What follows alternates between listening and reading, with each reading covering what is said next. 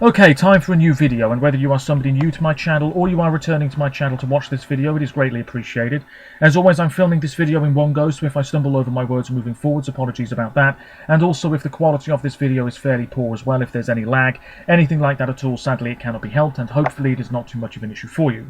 This is yet another Eurovision related video here on my channel, and today I am doing a Eurovision 2023 versus Eurovision 2022 video, and lots of videos like this have surfaced online over the past couple of weeks, where you go through every participating country this year and decide whether you like this year's entries more than last year's entries. It's as simple as that.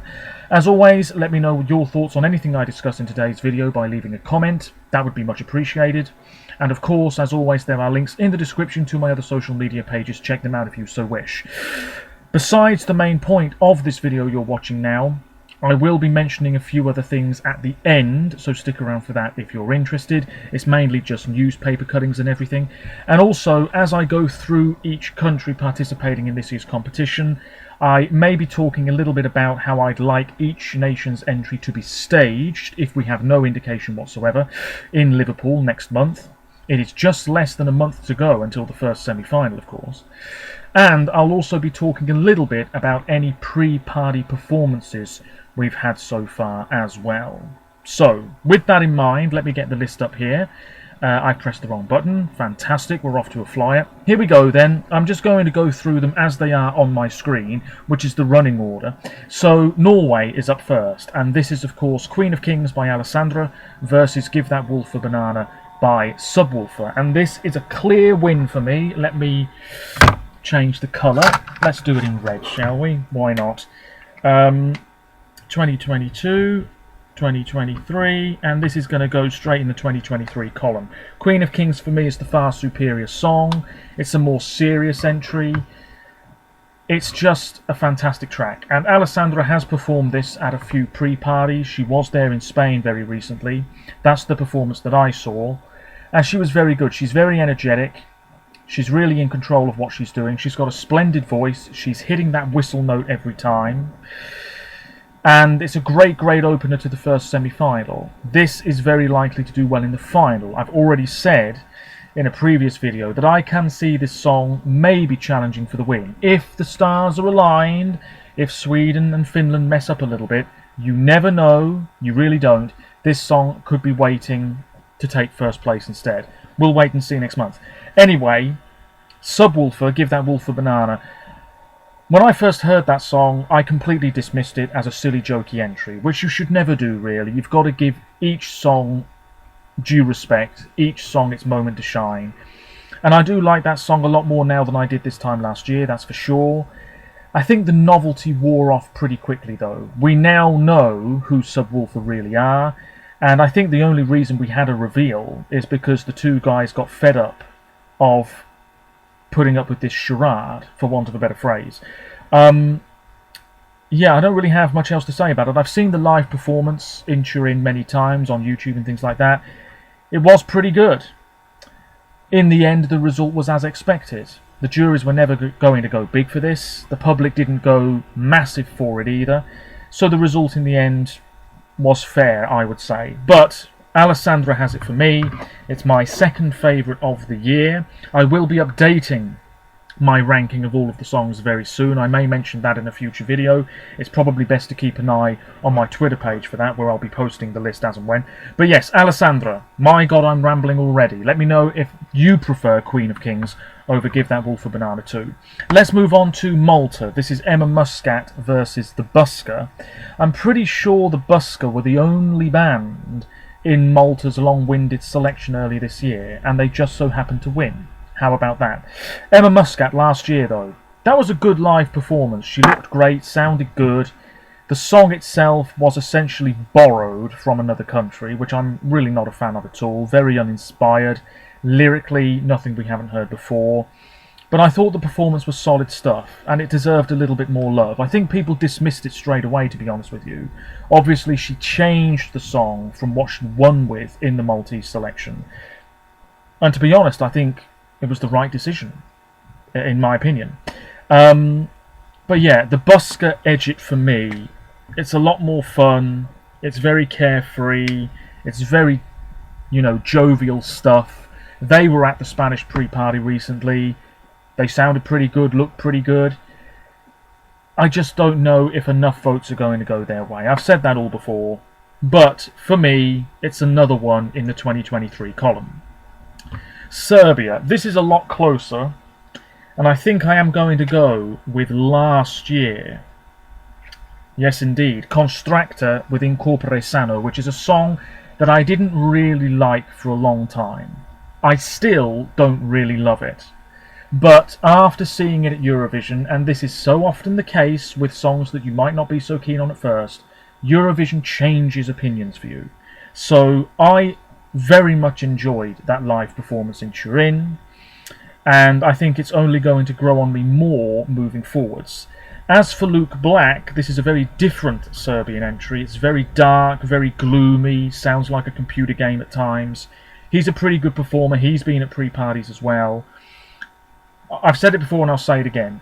He's going to qualify for the final in my opinion. But in the final, I really don't know if he's going to get a lot of jury love. The juries really might not be on board with this one. For whatever reason. The public, I think, will dish out a healthy amount of points. The juries, on the other hand, it could be a different story.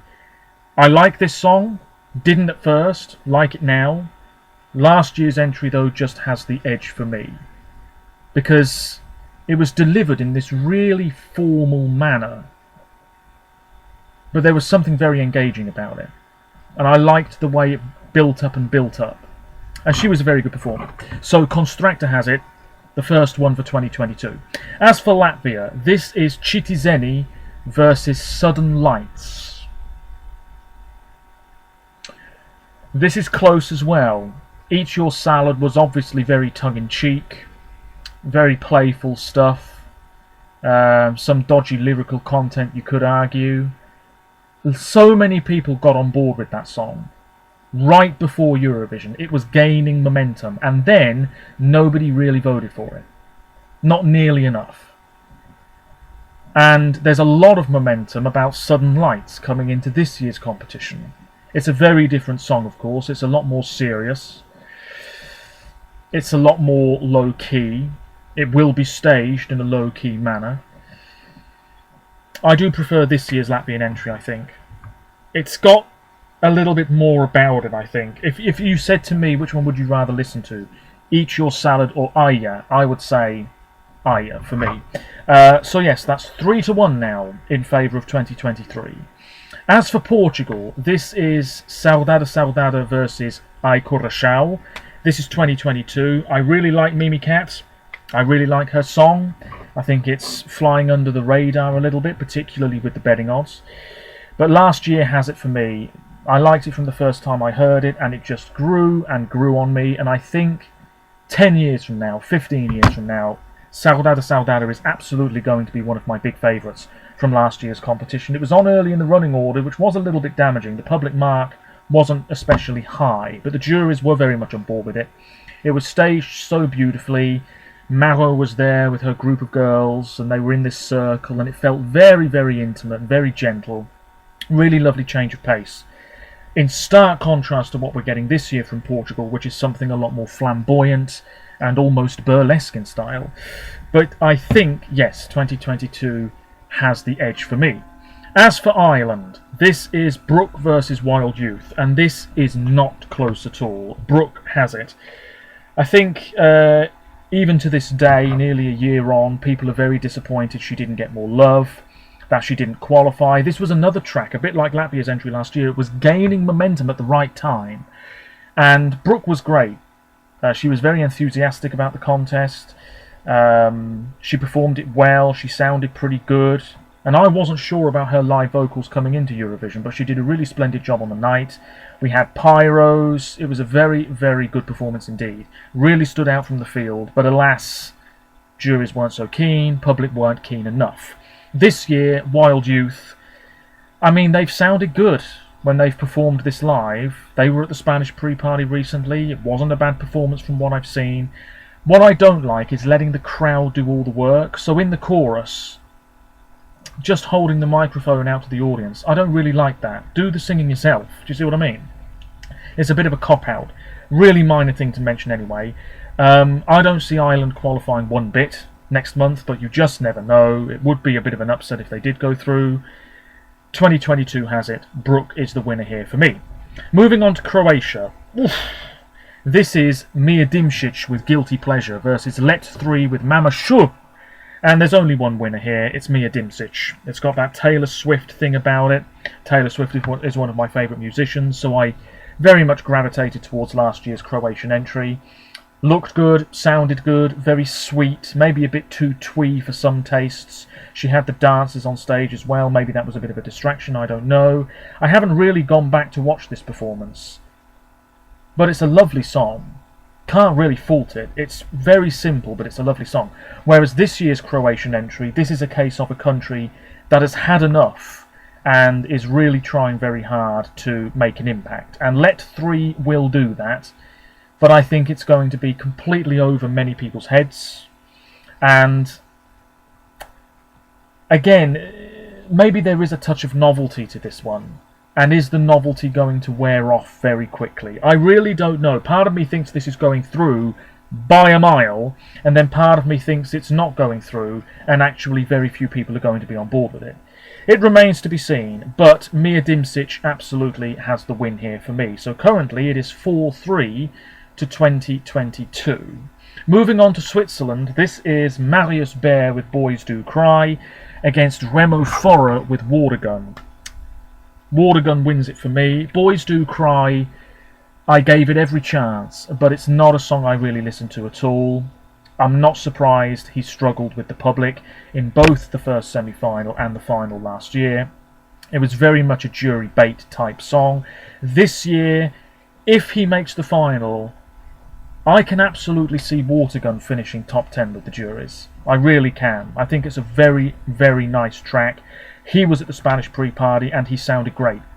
He sounded great. I just don't know if this is making enough of an impact. I really don't. In between all of these other songs. I mean, he's between Croatia and Israel. Those entries will stand out more. So unless he's got incredible staging and nails the vocals, which I think he will, Switzerland are in a bit of bother, if you ask me personally. But it is one for the 2023 column here. So it is now 4 apiece. I've forgotten to really talk about what I think the staging could be for some of these entries, so I'll briefly do that now. For Malta, I think it will be exactly as it was at the Maltese selection, with this sort of neon 80s thing going on. Norway, almost identical to MGP, but I'd like a bit more colour to it. Serbia, almost identical to Pesma za Euroviziju, can't really see it changing whatsoever. Latvia, I would probably have it in monochrome to begin with. Was it like that at Supernova? Can't even remember. I would probably have large lamps on stage, maybe a bit of a smoke machine. I would have it ultra intimate. Ultra intimate, and in stark contrast to everything else in this first semi-final. I would have it staged in such a way that it feels like you're watching a band in a coffee shop and not a big arena. Intimacy is the key word there. For Portugal, it would be a completely different story. I would have it, you know, ramped up to 11, very similar to FDC, but even more so. Ireland, I don't really know how they could stage this, apart from in a really bland manner. I really can't picture We Are One on that Eurovision stage. I really can't. You've got to do something, though, to make it stand out. Croatia, that'll be similar to Dora, all over the place. And then Switzerland,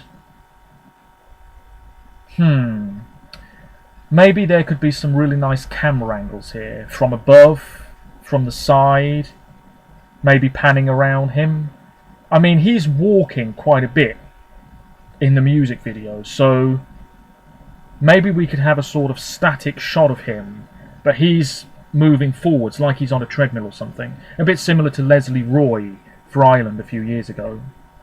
Yeah, something like that. I can't really picture that one either, but red lighting, maybe a bit of a smoke machine as well. And then we move on to Israel, and this is Noah Kirel versus Michael Ben-David, and it couldn't be more one-sided if you tried. It is Noah Kirel. Some people think this could challenge for the win. I disagree, but I think it will do very well. I've also seen some people say it won't qualify, which is interesting. This is Unicorn, of course. She's an experienced performer despite being really young. I think she's going to nail it live. Was she at a pre-party recently? I don't think she was, which is surprising, but there we are. I'm interested to see how this could be staged. The music video was interesting because there's that moment where she appears in unicorn form. Do not try and recreate that on the Eurovision stage whatsoever. There's that dance break towards the end as well. This, I think, is going to be one of the slickest performances of the year. It's going to look completely at home on the Eurovision stage. They're going to go big, they're going to go grand, it's going to stand out a mile. And last year's Israeli entry, that was fairly camp, and he sang well, and he moved well, and really it wasn't that bad at all in retrospect. But this year's Israeli entry is a cut above. So Noah Kirel has it for me. We then move on to Moldova, and this is Stop Stub versus Pasha Parfeni, and for me it's 2023. Trenuletul grew on so many people last year, it's unbelievable. Have we had such a bigger grower in the past couple of years? I don't know. If you had told me this time last year that Moldova were going to finish above Spain in the final, in the public half of the results, I would have laughed. But that's exactly what happened. Unbelievable.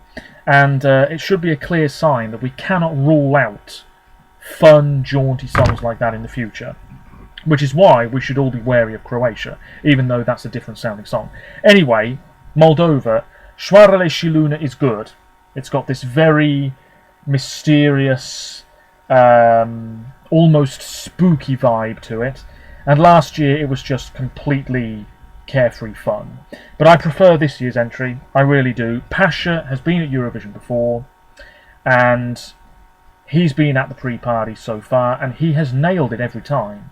He has been really good every time he's performed this song. So I don't think we need to worry one bit about how this is going to look at Eurovision. Again, smoke machine, the women with the horns or whatever it was, like we had at the national final.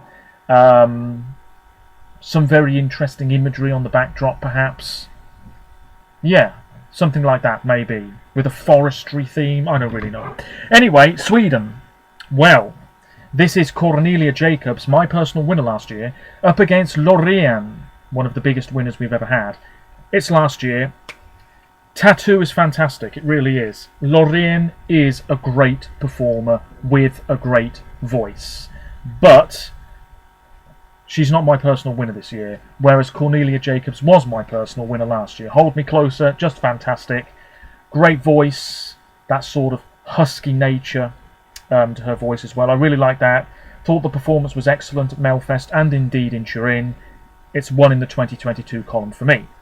As for Azerbaijan, this is Nadir Rustamli versus Tural Turan X, and this is a difficult one because I'm not really a fan of either track. I'm going to go with this year. Fade to Black qualified in controversial circumstances, as we're all very much aware. And then in the final, the juries liked it, but the public really didn't. This year, in between Sweden and the Czech Republic, and in the tougher on-paper semi-final, I just don't see a place for this in the final. Tell Me More is sweet and very different for Azerbaijan. It almost feels half-baked, if you see what I mean. Usually we get something that is quite polished from Azerbaijan, but this year we're getting something that feels a little bit more diluted, if you see what I mean. I think their vocals are pretty good. They have performed this live. They seem nice. The song is sweet, like I said a minute ago, but it's not making much of an impact on me. It's not growing on me as much as I want it to. It is what it is. But compared to last year's Azerbaijani entry, which I have to say bored me the first time I heard it, and it bored me when I heard it at Eurovision, and it's a song I don't think I've listened to since last May, with all due respect to Nadir Rustamli, who sang the hell out of it. It's one in the 2023 column for me. As for Czechia, this is We Are Domi with Lights Off versus Vesna with My Sister's Crown. It's last year, opened the final. 5 points, was it, from the public? Absolute shite, deserved much more than that. It was a great performance.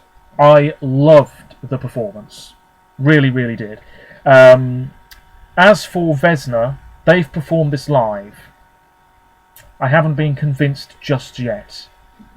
I'm not sure the vocals are bang on the money, but we have to understand that at Eurovision everything's going to sound a hell of a lot better anyway. Once it's on that Eurovision stage, that's when we can really judge its chances. But My Sister's Crown, it's powerful stuff. And I flipped between thinking this could do really well, and then I think, actually, this might not qualify. I'm really conflicted on how to feel about this song. I feel like I've heard it a million times. Maybe it's because of all of the ranking videos I've watched over the past few weeks, but it's the same clip stuck in my head over and over again. I feel like I've seen the music video so many times, it's unbelievable. It's a good song. It really is a good song. And if it makes the final, which I think it will, I think the juries will respond with quite a few points, and I think the public will as well. So I don't think we need to worry too much about Czechia's chances this year. But for me, I prefer last year's track. It's as simple as that. Forgot to mention the staging again. For Tattoo, we know how that's going to be staged. With Azerbaijan, I don't know. I don't know how that's going to be staged. Part of me can see one of them on one side of the stage and one of them on the other side of the stage, and as the song progresses they move closer together. I can picture that, but I don't really know visually how it's going to look. And then with the Czech Republic, I think you've got to go big on the imagery. I think you've got to have quick camera cuts here between each member of the group. Yeah, something like Manisha a few years ago for Russia. Not exactly the same, but with that sort of impact. You've got to go big. Anyway, Netherlands. Oof! This is Mia and Dion with Burning Daylight versus Steen with De Diepte, and it's last year, but by a narrow margin. I thought last year's Dutch entry was just absolutely sublime. The staging was maybe a tad disappointing, but it was still really good. And she was great, and I need to listen to some more of her music, actually. She was absolutely fabulous. I loved her outfit. I thought her voice was really sweet and tender, and it just fitted the melody of this track really, really well, if you see what I mean. This year's entry is superb. They were at the Spanish pre-party, and oh boy, I know Shane at Shane's Eurovision review. He was there, and he said what he was hearing alongside his mate in this recap video wasn't what they heard in person, which is interesting. I thought his vocals weren't good enough. It's as simple as that. She sounded fine, he did not. But let's not be too harsh, I'm not a professional singer anyway. The song is really, really great. I like the way it builds up, I like the lyrical content. For me, this is a song that actually hits home, and it's another smash hit for me from the Netherlands. One of my favourites of the year, it's my number 3, but I just prefer last year's entry slightly more at this moment in time. Then we have Finland. This is the Rasmus versus Karja. It's this year for me. Cha Cha Cha is just an explosive track. The crowd went wild for this in Madrid recently. And honestly, the more I think about it, the more I think Finland could win this year. I really do. I think more people are going to be excited by Cha Cha Cha than Tattoo. I really do. I could be talking absolute trash, but I think more people will be interested in seeing that song live than Sweden's entry live. I don't know why, but I'm just getting that feeling. Anyway, it is Finland 2023 for me. The Rasmus were great. In the end, the result wasn't much of a surprise. Maybe they only went to Eurovision on name alone. But this year's Finnish track is on a whole other level. There's a lot of hype around it. There has been ever since it was released. It's not dying down anytime soon, which is really interesting as well. We could have a situation similar to Italy 2017, where the momentum completely drops off a cliff the week before Eurovision, pretty much. But I don't think that's going to happen. I think, if anything, more and more people will be going nuts for Karja's Pina Colada. So there we go. Let's move on to semi-final 2.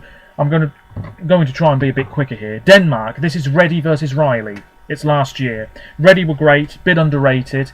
I don't think they're together anymore. Their social media platforms have been extremely quiet for a long time. Which is a shame, because they had a pretty good follow-up single. But yes, Reddy for me edged this one. I don't know what it is about Denmark, but every year their national final disappoints me a bit, but then they end up selecting a song that I actually really quite like. Unbelievable. I don't know what it is. Riley, who's from the Faroe Islands, I like him, curly-haired, Still not convinced by his voice, I've got to be honest with you. I think he sounds better, but I'm still not convinced by his vocals. And I'm interested to see how this is going to be staged. Should mention that Cha Cha Cha is probably going to be staged very similarly to how it was at UMK. But I know that we've got that thing in Liverpool where the backing screen flips around and it's all lights, a bit similar to Rotterdam. So I would just have them with the lights facing out rather than the LED bit, if you see what I mean. But you could also have the words Cha Cha Cha everywhere across the stage. That would be absolutely fantastic. As for the Netherlands, bit like Latvia, keep it intimate, don't go overboard with this. Maybe they're performing back to back, I don't know. Very Norway 2015, something like that. I don't really know. Anyway, Denmark, yes, apparently his staging is changing. And I'm interested to see what it's going to be like. Yeah. It's a pretty good song. It really is. I just think with a few more tweaks it could be really, really excellent. Is it going to qualify? Who knows? But it's one in the 2023 column for me.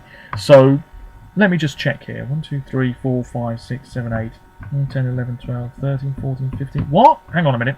Apologies, ladies and gentlemen. Have I messed up here? 1, 2, 3, 4, 5, 6, 7, 8, 9, 10, 11, 12, 13, 14, 15, 16. How on earth has that happened, ladies and gentlemen? Apologies, I'm going to have to do this again. Oh dear me, bear with me. So I said Norway was this year, Malta was this year, Serbia was last year, Latvia was this year, Portugal was last year, Ireland was last year, absolutely, Croatia was last year, absolutely, Switzerland is this year, Israel is this year, Moldova is this year, Sweden is last year, Azerbaijan is this year, Czech Republic is last year, Netherlands is last year, Finland is this year. So that's 1, 2, 3, 4, 5, 6, 7, 8, 9, 10, 11, 12, 13, 14, 15. There we go. And then Denmark is last year. There we go. Thought I messed up there for a second, but let's move on. Armenia. Well, it's the same old story. Any Eurovision video I've seen, it's just Armenia galore in the comments section. Clearly a lot of people are very, very passionate about this one. It's a good song. It's grown on me. What can I say? Future Lover by Brunette. But it's last year for me. Rosalind, the sleeper hit of the 2022 contest. She's going on tour. I don't even know if she has that many more songs. Clearly she does. I haven't heard them, I've got to be honest. Rosalind with Snap last year in Turin, of course. Good song. Performing in that rotating house-like structure. It was good, and it probably deserved more points than what it got. This year's entry is arguably stronger, is more likely to do well, I would say. There's a lot of momentum with Brunette. She was at the pre-party, sounded good. As for the staging, I've said it already in previous videos, that moment in the music video where she's floating, try and recreate that. That could be a real moment, showstopper moment. We'll see what happens. But I prefer last year's Armenian track. That's just my opinion. Let's move on to Romania. Oh boy. Last year it was Wursh with Shamame Shamame. And this year it's Theodor Andre with DGT Off and On. It's last year. That Romanian track for this year, I'm sorry, I'm just not really getting into it. He's so young. It needs to be performed live again. I don't know if he has performed it live again. Maybe he has and I just haven't seen it. But that national final performance was not that good, in my opinion. And indeed in the opinion of many others. It needs to be a hell of a lot stronger for Liverpool. Last year, Romania made the final for the first time in a few years, and it was good. Second in the running order, he did quite well. 50-something points, I think it was, from the public. Not too shabby. So it's one in the 2022 column for me. Absolutely. And that song grew on me after Eurovision. Absolutely. Estonia. This is a close one. Stefan with Hope versus Alika with Bridges. I think Bridges is leaving a lot of people cold. And ballads can do that. But yeah, I've seen a few comments from people online saying that this isn't really connecting with them for whatever reason. Stefan, that was more of a Western thing going on. Had a bit of a swing to it as well, to be completely honest with you. You could just get swept up in the melody. He performed it well, closed the final, good stuff, upper mid-table result. This year, Estonia have got to be aiming for the same. The juries could adore this in the final. They really, really could. I think she's going through. Good songwriting team. Her voice is great. How is it going to be staged? Similar to Estilau, but elevated a little bit. Whereas with Romania, it's got to be elevated no end. Yeah, for me, I don't think I've made a mark here. Have I messed up again? I don't think so. It's going to be narrowly last year. Then we have Belgium. This is Gustav with Because of You. Still think Belgium sent the wrong song, sorry. But it's growing on so many people. He's been at the pre-parties. He's doing a lot of press. And he sounds very good live. There's no doubt about it. He sounded great at the Belgium national selection. And the song, maybe it's a little dated, maybe it's very 1990s, but he is selling it really well. Last year it was Jérémie, and that song, oh boy, that was disappointing as all hell. So honestly, it's this year. It's this year. Gustav has the win for me here. Last year's Belgian entry, it did nothing for me. I am gobsmacked it even made the final. I've got to be honest. I know I sound harsh, but I'm gobsmacked it did as well as it did. Anyway, Gustav has the win here. How is it going to be staged? Very similar to how it was at the national selection. Can't really see it changing at all. Yeah. Then we have Cyprus. This is Andrew Lambrou versus Andromachi, and it's last year for me. So Ella, last year's Cypriot entry, was last with the juries. Unbelievable. Bit surprising even to this day. The public did have it as a qualifier, I believe. She had that seashell structure on stage, looked good, sounded good. Maybe it was a little bit safe, even with that structure, I don't know. This year's Cypriot entry, we know that Andrew can sing very well. He hits those high notes, that's going to be something very impressive indeed. The song is fairly uninspired. I feel like I've heard it before. It's not super original. It's good, but I prefer last year's Cypriot entry. How is he going to stage his entry in Liverpool? I don't know. I don't know. It's got to be good, though. Moving on to Iceland. This is Sister versus Diljau, and it's 2023 for me. I liked Met Haikandi Sol. I really did. It was a really lovely change of pace. But it was always going to get lost in the mix in the second half of last year's final, where we had a lot of slow songs. This year, Diljau, she's great. I cannot believe more people aren't saying what a great singer she is. She sounds so good live. She sounded fantastic at Song for Kepnin. This song, okay, maybe it's nothing groundbreaking, but I think it's really good. I really enjoy it. I think it's going to grow on me more and more. If you've seen the Instagram page that I co-run with my friend, we have Iceland as our joint winner, I think, of semi-final 2. In fact, it's my friend's favourite song of the entire year, which is really interesting, and I'm very, very happy about that. So yes, I'm hoping this goes through. In terms of staging, similar to the national final, keep that energy, keep the smoke machine, keep the visuals. Yeah, everything's working already, I would say. Just elevate it a little bit. As for Greece, this is Amanda Georgiadi Tenfjord versus Victor Vernikos. It's last year, by a mile. Victor, I think, has performed this live, and I think he's spoken about how it's going to be staged, but I haven't read that article, so I don't really know. I think his voice is very good for somebody so young, and the fact he wrote the song himself is impressive.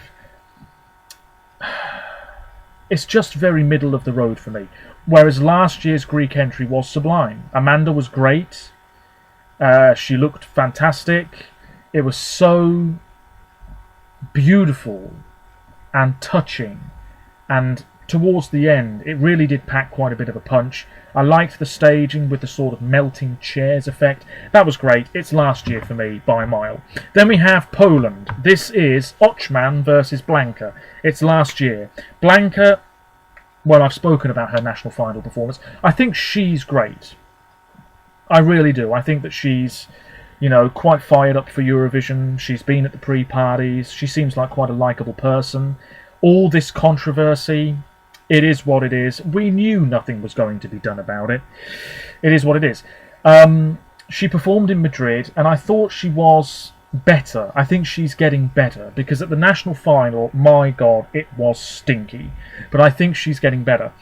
But Ochman has it for me. His vocals were superb. That falsetto, lovely. Not sure about some of the camera effects that were used for his performance, but that was a minor thing to really get worked up about. The song itself, pretty good. Haven't really listened to it much in the past year, but Poland 2022 has the edge for me. As for Slovenia, this is LPS versus another band, Joker Out, and it's this year for me a massive, massive step up. Disco was fine, but I've read a few comments from people saying LPS only won because everybody who went to school with them voted for them. How true that is, I don't know. But anyway, Joker Out, bigger band. There was a lot of excitement about the release of Carpe Diem, and it's a good song. It really is. Touch of the Arctic Monkeys about it. I'm not loving it, but it's definitely one of the best Slovenian entries for a long time. How are they going to stage this? I don't know. I think you've got to make it really feel like it's a Joker Out gig and not Eurovision. They have performed this live. They've sounded good. I don't really have any complaints. I should say with Poland, I don't know. I don't think they should stage it like they did at the national final. I don't really know how they could stage it, to be honest with you. Don't sacrifice vocals for choreography. That's all I will say. As for Georgia, this is Circus Mircus versus Iru, and it is narrowly this year. I still need to do a blog post about this song. The lyrics are, well, I don't even know what they are, to be honest with you, but nobody cares about lyrics much anyway. She sounds good, she's been at pre-parties, and she's really done a top job here. Circus Mircus, I like that song. I really do. But it was never going to get enough love. I think we all saw it coming. Whereas this year's Georgian track probably will qualify, might do well with the juries in the final. It would be a welcome return to the final for Georgia as well. Former junior Eurovision front and centre. How are they going to stage this? Smoke machine, red outfit from the music video, very dramatic. I don't know. Something along those lines. 2023 for me. Then we have San Marino. This is Achille Lauro versus Pete Jacks. It's last year. Achille Lauro threw the kitchen sink, and indeed most of the rest of the house at his performance. Pyros, smooching that backing musician, riding the mechanical bull, really went for it. Some people thought it was going to qualify. It never really came close. This year, Pete Jacks, they've been at pre-parties. They've sounded good. We've now got the studio version of the song, pretty similar to the live version, to be honest with you. I think in terms of staging, it's going to be very similar to the national final with those swirling colours and everything. But last year was the better song for me. As for Austria, this is Lumix and Pia Maria versus Teja and Salena. Oh man, this is close. This is close. I think it's this year. This year, just. Last year's entry suffered because people criticised Pia's vocals. At Eurovision, maybe they weren't bang on the money, but she was unwell at the time, or just before that performance. And the juries didn't like it, the public didn't like it enough, it didn't qualify. This year, probably winning the second semi-final, Austria. In terms of staging, I don't really know. It could be gothic, and, you know, we might even have a raven, you know, to do with Edgar Allan Poe, something like that, lots of bird imagery. Or it could be something completely different. I don't really know. They were at the Madrid pre-party. They sounded excellent. Really nice to see and hear. But it's 2023 for me. Absolutely wonderful. Then we have Albania. This is Ronella versus Albina and her family. It's last year for me. It was messy as all hell. Duye is lovely. It's quite powerful. It's quite stirring stuff. Last year's entry, ignoring the live performance, which really wasn't that fantastic, let's be honest. The studio cut pretty solid, and I think I'd rather listen to that track than this year's Albanian entry. Simple as that. As for Lithuania, in terms of staging, don't really know. Really don't know at all. I think it will be super simple. Lithuania, this is Monica Liu versus Monica again. And it's this year for me. The chorus has been stuck in my head for a long time now. It's easily the strongest part of the song. I think it will be staged very similar to how it was at the national final, with some of those interesting images on the backdrop, if you know what I'm on about. Last year's Lithuanian entry, people loved it. I was never really on board with it. I still don't really gravitate towards it much. but it was a pretty solid live performance and she sounded really fantastic. But 2023 Lithuania for me. As for Australia, this is Sheldon Riley versus Voyager, and it's this year for me by a mile. They were in Madrid, sounded good, looked good. I think more people are on board with this track now. This could do very, very well in the final, but it remains to be seen. Sheldon sounded great. It was very theatrical. But I'll be honest with you, it's not a song I've really gone back to at all. 2023 Australia for me. As for the automatic finalists, France, this is Lazaro versus Alban Anahez. It's this year narrowly for me. It's growing on me. I always liked it, but it's growing on me more now. She was in Madrid, sounded good, looked good, very diva-ish. Évidemment. Yeah, very, very good. Last year's French entry completely flopped, it has to be said. People thought it was going to do well, and then it finished in the bottom 3 for whatever reason. This is very different. This is more glamorous and almost more typically French. Very, very good, 2023 for me. In terms of staging, a bit similar to the music video. As for Germany, this is Malik Harris versus Lord of the Lost. It's this year by a mile. They did an acoustic version of this at the latest pre-party, which sounded very nice. They've met the King as well, how about that? Malik Harris was fine, but it was never going to do that well. It just never was. Lord of the Lost might still struggle in the final, especially with the juries, but it is a step up. In terms of staging, similar to the national final, but elevated. Simple as that. Italy, this is Marco versus Mahmoud and Blanco. It's this year for me. Marco's great, sounds great. We've got the Eurovision version of the song now as well, which I still need to listen to. Maybe it's a bit too dull for some, but the juries are bound to love this, and I would not be surprised if Italy finish in the top 10 again, in a similar position to last year. Brividi was good. I think people went off it a little bit around the time of Eurovision, but a lot of people still voted for it, and Italy just know what they're doing. Next year, though, send a woman. As for Spain, last year, Chanel was just in a league of her own, to be honest with you. Slow-mo still holds up very well for me. Blanca is great, though. Studio version, meh. Live version, absolutely exquisite. And she performed this in Madrid twice, I think. And there was an extended version, and it was just so good. Her vocals are sublime. She's one of the best singers this year. Very likeable personality. This sort of modern flamenco, oozing sensuality vibe going on. Absolutely fantastic. In terms of staging, ramp up the drama. You know, maybe have the flowy curtains or whatever from the music video, something like that. For Italy, keep it simple but not too dull. For Germany, I've already said about. But Spain, yes. Could it win? The momentum is building. As for Ukraine, last year, Tvorchi's song, there's been a revamp. It's not bad, it's quite powerful, but I still am not really warming up to it at all. Last year's entry, of course, won by a mile. And it probably would have won anyway, irrespective of what's happening in Eastern Europe, of course. How is Heart of Steel going to be staged? I really don't know. There might be lyrics and words on the screens behind them to hammer home the message of the song.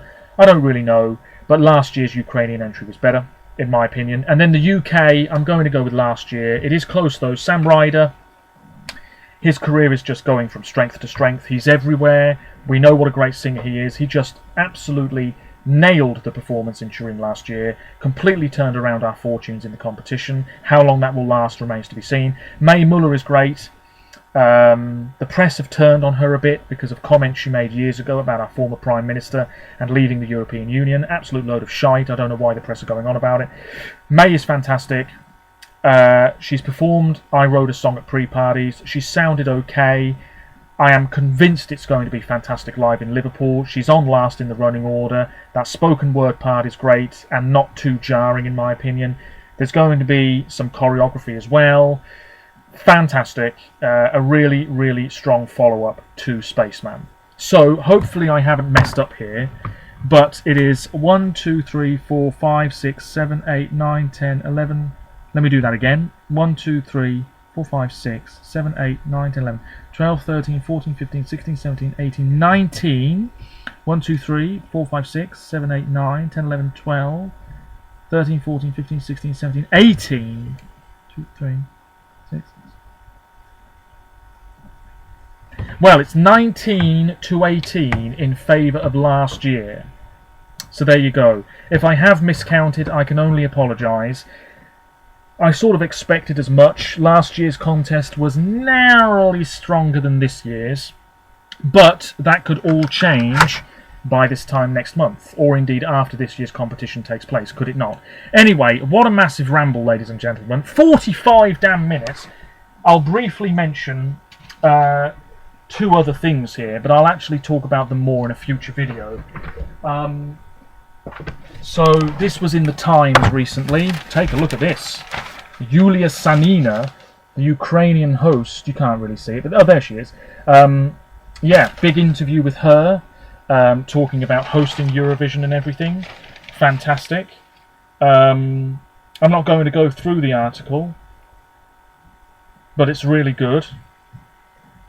And there's a bit about the hard kiss in there as well. Of course, she's a member of that group. And then also in the Times this past weekend, an article about Eurovision talking to Martin Green, who is the managing director of this year's contest, and he's been involved with the Olympics and Hull getting the UK City of Culture and a whole bunch of other major events as well.